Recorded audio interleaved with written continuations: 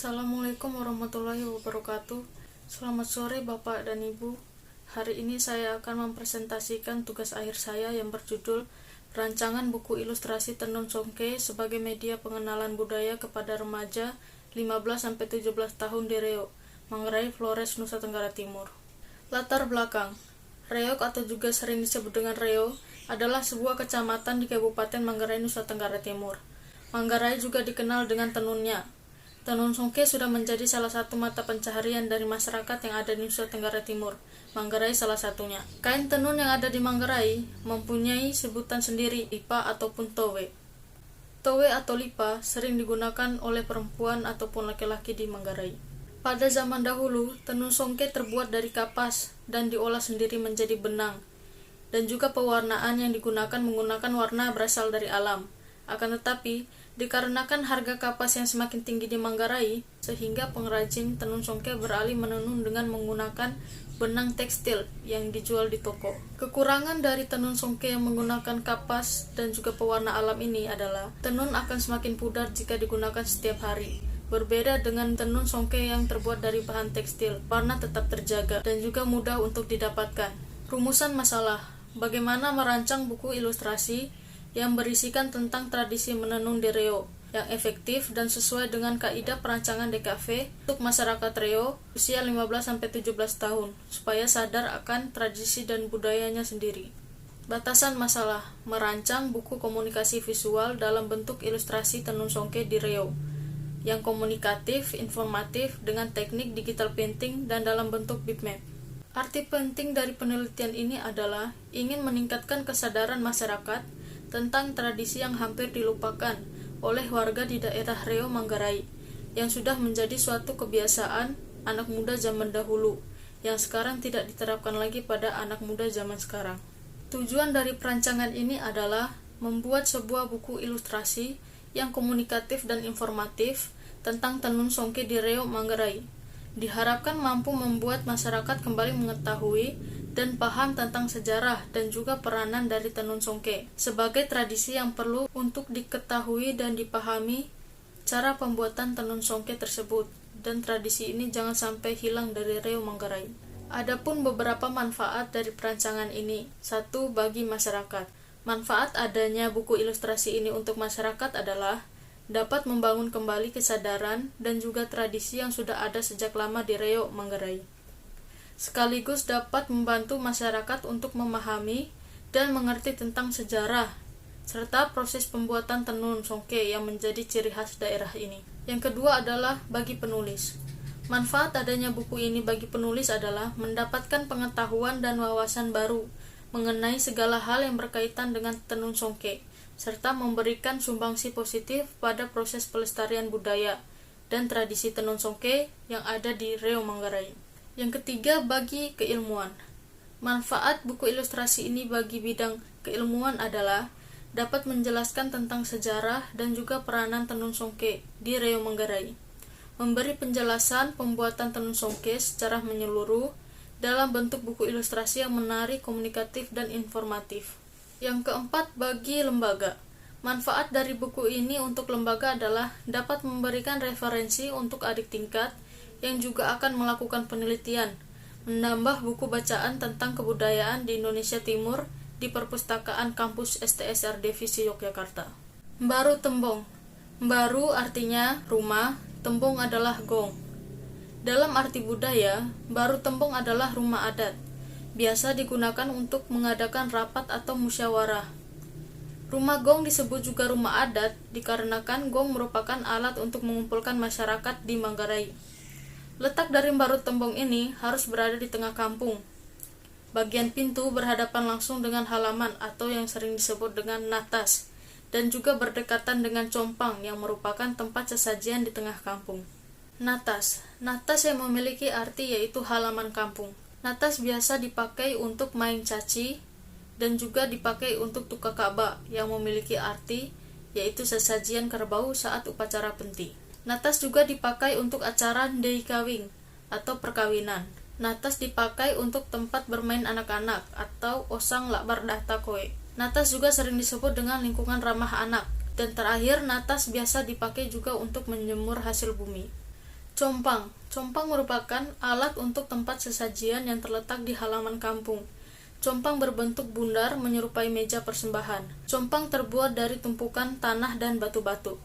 Di tengah compang ditanam pohon besar atau langke. Pada zaman dahulu, kepercayaan yang dianut oleh masyarakat Manggarai adalah kepercayaan animisme dan dinamisme, yang merupakan kepercayaan yang percaya pada roh-roh halus atau dewa. Para leluhur mempercayai bahwasannya pohon besarlah yang mempunyai kekuatan yang kuat, sehingga para leluhur berusaha untuk mengembalikan kekuatan itu dengan membuat compang.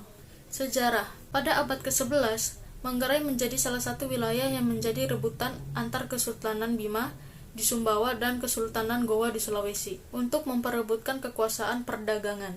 Hal tersebut mengakibatkan terbentuknya tatanan baru yang berupa struktur kekuasaan dan juga gelar. Salah satunya adalah Reo dan Pota. Manggarai merupakan daerah yang terletak di Pulau Flores. Flores memiliki arti yaitu bunga. Nama tersebut diberikan oleh para pelaut Portugis, yang akhirnya disepakati oleh masyarakat setempat.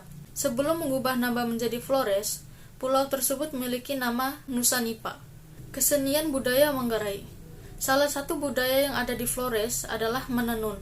Tenun yang ada di Pulau Flores disebut dengan songke, tanpa huruf T pada akhirnya.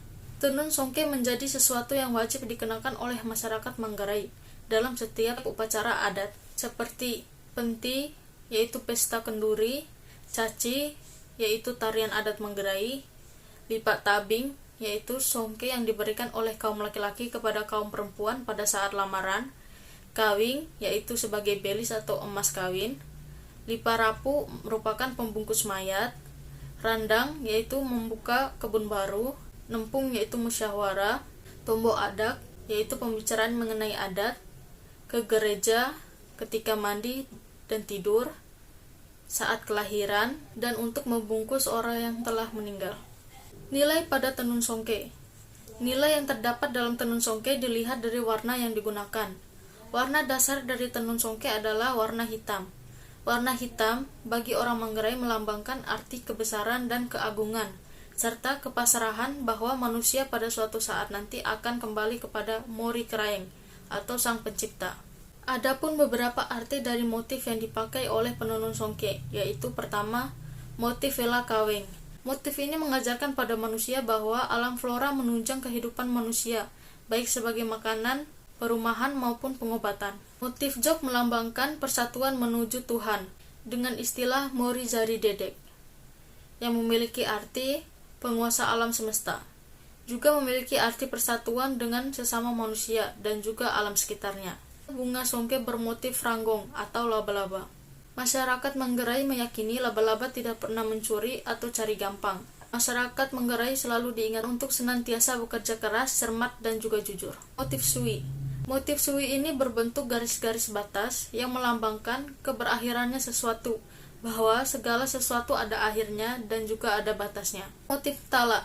Motif tala adalah motif yang berbentuk bintang. Motif tala ini berkaitan erat dengan harapan yang sering dikumandangkan dalam tudak atau idik, yaitu doa. Motif vela runu. Motif vela runu atau bunga runu melambangkan sikap etos, bahwa orang Manggarai sebagai bunga kerdil, tetapi indah dan memberi hidup, dan dia hidup di tengah kefanaan. Dalam tahap pertama, yaitu proses membentuk mal songke, dibutuhkan 2 orang perempuan untuk duduk di dalam mal. Kemudian benang diikatkan pada kayu yang dijadikan lebar. Untuk memasang benang, dimulai dari kiri atau kanan, tergantung dari kelincahan dari pengrajin. Kedua orang tersebut berbagi tugas sebagai pemberi atau penerima benang. Benang yang diterima lalu diikatkan pada kayu, lalu diberikan lagi kepada si pemberi. Begitu seterusnya hingga ukuran yang diinginkan terpenuhi. Pada proses ini sering disebut dengan istilah maneng. Tahap kedua, yaitu memindahkan benang yang sudah melewati proses maneng, kemudian dipindahkan ke alat tenun tradisional. Tahap ketiga yaitu membuat motif pada kain songke. Motif yang telah dibuat pada buku kemudian disalin ke mal songke tersebut dengan menggunakan benang dengan warna yang sudah ditentukan. Jarak antar motif sudah ditentukan oleh penenun dengan menggunakan penggaris ataupun alat ukur lainnya. Tahap keempat yaitu menggunakan bampang untuk mengancing motif yang sudah ditenun.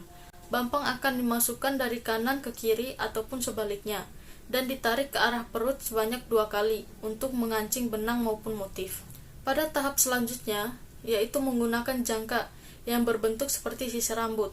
Fungsi dari jangka ini yaitu mencegah kusutnya benang dan sebagai pemberi jarak antar benang. Pada tahap ke-6, yaitu menggunakan keropong yang berisikan benang yang berfungsi sebagai pengunci dari benang sulam yang sudah menjadi motif tersebut, dan juga sebagai pemberi jarak antar motif. Begitupun tahap selanjutnya sampai menjadi sehelai kain. Alat tenun songke. Keliri merupakan kayu kecil yang berukuran 40 cm yang dililitkan benang dengan fungsi sebagai pengunci benang sulam yang dimasukkan dari kiri ke kanan. Helung. Helung merupakan alat yang terbuat dari bambu yang berukuran sekitar ibu jari orang dewasa yang digunakan sebagai pemberi ruang agar keliri bisa masuk dari sebelah kiri ke kanan, dan begitu juga sebaliknya. Lihur. Lihur merupakan kayu yang diletakkan di bagian belakang sebagai alat penahan beban, atau dalam bahasa Manggarai disebut dengan berang. Pesa merupakan kayu yang dipasang antara berang dan lihur, yang terletak di bagian perut. Pesa ini berpasangan dengan lihur yang dihubungkan dengan menggunakan wase, atau tali sebagai pengaitnya. Pesa memiliki fungsi sebagai penampung untuk kain yang sudah jadi atau sudah ditenun. Keropong. Keropong merupakan alat yang terbuat dari bambu yang berukuran kecil. Keropong berfungsi untuk tempat diletakkannya keliri, yang sering disebut dengan rumah keliri. Jangka. Jangka merupakan alat yang berbentuk seperti sisir rambut, yang memiliki fungsi sebagai pemisah yang memberikan jarak satu benang ke benang yang lain. Jadi setiap ruang antar gigi jangka, yang satu ke yang lainnya diletakkan benang di antaranya. Benang. Pada tenun songke, benang berfungsi sebagai pembentuk motif yang akan dikerjakan. Kerempak. Kerempak merupakan alat yang berbentuk kayu persegi yang memiliki fungsi sebagai penekan saat akan menggantikan posisi dari mira ke golong. Bampang. Bampang merupakan alat yang berfungsi sebagai pengancing benang yang dimasukkan dari kiri ke kanan, yang berfungsi untuk mengancing motif dengan cara ditarik ke arah perut 2-3 kali. Dalam perancangan ini, yang menjadi media utama adalah buku ilustrasi dengan ukuran cover 18,6 x 26 cm. Pada isi buku menggunakan material book paper, dan untuk cover menggunakan hardcover dengan laminasi doff. Untuk media pendukung menggunakan poster dengan ukuran A0 yang berisikan sedikit tentang isi buku, dan juga kaos dengan ilustrasi adat Manggarai. Hal ini bermaksud untuk menarik para remaja untuk membaca buku ilustrasi songke ini. Kesimpulan, songke merupakan kain tenun yang berasal dari Manggarai, Nusa Tenggara Timur. Tenun sudah menjadi bagian dari kehidupan masyarakat Manggarai. Songke selalu digunakan oleh masyarakat Manggarai, mulai dari upacara adat, untuk mandi, untuk tidur, dan juga untuk membungkus mayat. Songke juga sudah menjadi identitas dari daerah Manggarai, bahkan untuk seluruh Nusa Tenggara Timur. Hanya saja songke memiliki motif dan juga nilai yang tergandung berbeda di setiap daerahnya.